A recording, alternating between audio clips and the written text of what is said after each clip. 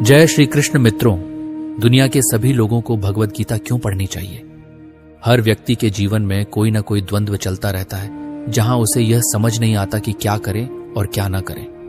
कभी एक ही क्षण में सब कुछ अच्छा लगता है तो अगले ही पल वही परिस्थितियां भारी प्रतीत होती हैं। कभी कोई वस्तु प्रिय लगती है तो कभी वही बोझ बन जाती है। कभी कोई कर्म आनंद देता है तो कभी वही कर्म बोझिल लगता है। इस द्वंद्व में उलझकर मनुष्य वास्तविक सुख को नजरअंदाज कर केवल सुख दुख के चक्र में फंसकर रह जाता है। श्रीमद् भगवत गीता इस मानसिक उलझन से मुक्त होने के लिए सबसे सुंदर मनोवैज्ञानिक और तर्कपूर्ण संवाद है।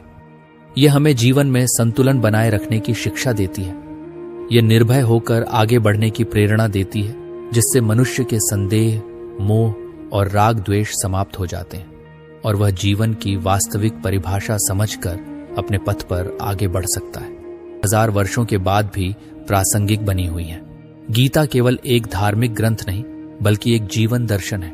आत्मा, ईश्वर, भक्ति, कर्म और जीवन के गूढ़ रहस्यों का इसमें विस्तृत वर्णन है। यदि समाज पतन की ओर चला जाएगा, स्त्रियों की असुरक्षा बढ़ेगी और हम सभी नरक भोगने को बाध्य होंगे। ये कहकर अर्जुन रथ से उतर गए और अपने हथियार रख दिए। तब भगवान श्री कृष्ण ने मौन तोड़ा। पहले अध्याय तक वे चुप थे, क्योंकि जब तक मनुष्य अपने अहंकार में तर्क करता है तब तक भगवान मौन रहते हैं। लेकिन जब अर्जुन ने अपने अहंकार का परित्याग कर स्वयं को भगवान के शरण में समर्पित कर दिया, तब श्री कृष्ण ने उन्हें गीता का दिव्य ज्ञान प्रदान किया।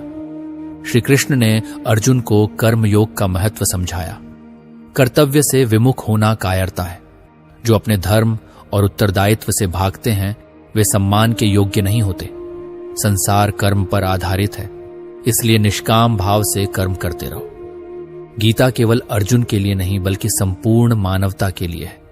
यह हमें सिखाती है कि जीवन में आने वाले संदेह, कई बार हमें अपनी समस्याओं का समाधान नहीं मिल पाता और हम व्याकुल हो उठते हैं। कुछ लोग क्रोध में आपा खो देते हैं तो कुछ विपरीत परिस्थितियों से घबराकर भाग जाते हैं।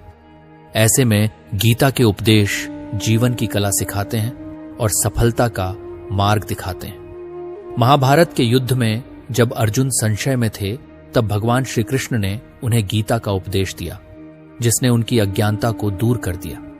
किंतु यह ज्ञान केवल अर्जुन के लिए नहीं था, बल्कि संपूर्ण मानव जाति के लिए है। एक दिव्य संदेश जो व्यक्ति के अंतर्मन को शांत कर जीवन को सफल बनाता है। मनुष्य का शरीर नश्वर है, परंतु आत्मा शाश्वत है। श्री कृष्ण ने गीता में कहा, यह शरीर वस्त्र की भांति है, जिसे आत्मा प्रत्येक जन्म में बदलती रहती है। अतः व्यक्ति को शरीर की नहीं, बल्कि आत्मा की पहचान करनी चाहिए, जो केवल भौतिक रूप को देखते हैं और भीतर की आत्मन का एकमात्र सत्य है। श्री कृष्ण ने कहा, जो